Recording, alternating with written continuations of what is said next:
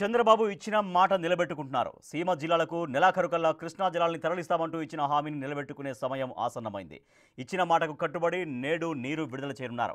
3 ఉమ్మడి రాయలసీమ జిల్లాలకు నీళ్లందించే హంద్రీనీవా ప్రధాన కాలువ విస్తరణ పనులు పూర్తయ్యే దశకు చేరుకోవడంతో మల్యాల ఎత్తిపోతల నుంచి నీటిని విడుదల చేయనున్నారు. దీనికోసం నంద్యాల జిల్లాలో సీఎం పర్యటించనున్నారు.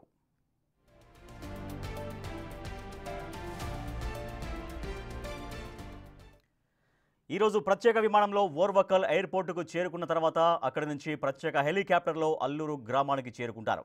అక్కడి నుంచి రోడ్డు మార్గం ద్వారా మల్యాల పంపింగ్ స్టేషన్కు చేరుకొని రైతులతో ముఖాముఖి కానున్నారు. మల్యాల పంపింగ్ స్టేషన్ వద్ద కృష్ణమ్మకు జలహారతి ఇచ్చిన అనంతరం నీటిని విడుదల చేయనున్నారు.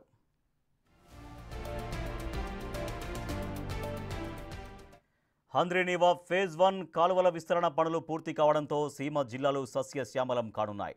100 రోజుల్లో ఈ కాలువ విస్తరణ పనులు 696 కోట్లతో చేపట్టారు. ఈ విస్తరణ పనులతో హంద్రీనీవా ఫేజ్ 1 కాలువ ప్రవాహ సామర్థ్యం 3850 క్యూసెక్కులకు పెరిగింది. గతంలో కంటే ఇది 1600 క్యూసెక్కులు అదనం. అనంతపురం జిల్లాలో ఉన్న జీడిపల్లి రిజర్వాయర్ను పూర్తి సామర్థ్యంతో నీటిని నింపేందుకు ప్రభుత్వం చర్యలు చేపడుతోంది. కర్నూలు, అనంతపురం, చిత్తూరు జిల్లాల్లో ఆయకట్టుకు సాగునీరు 33 లక్షల మంది ప్రజలకు దాహార్తిని తీర్చడమే ప్రభుత్వ లక్ష్యంగా కనిపిస్తోంది.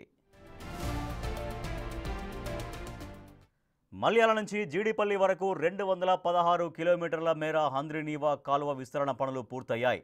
దీంతో జీడిపల్లి, కృష్ణగిరి, పత్తికొండ, గాజుల దిన్నె సహా స్థానికంగా రాయలసీమ జిల్లాల్లోని చెరువుల్ని కూడా నీటితో నింపనున్నారు. ఇలా చేయడం ద్వారా సీమ జిల్లాల్లో భూగర్భ జలాలు గణనీయంగా పెరిగేందుకు అవకాశం ఉంది.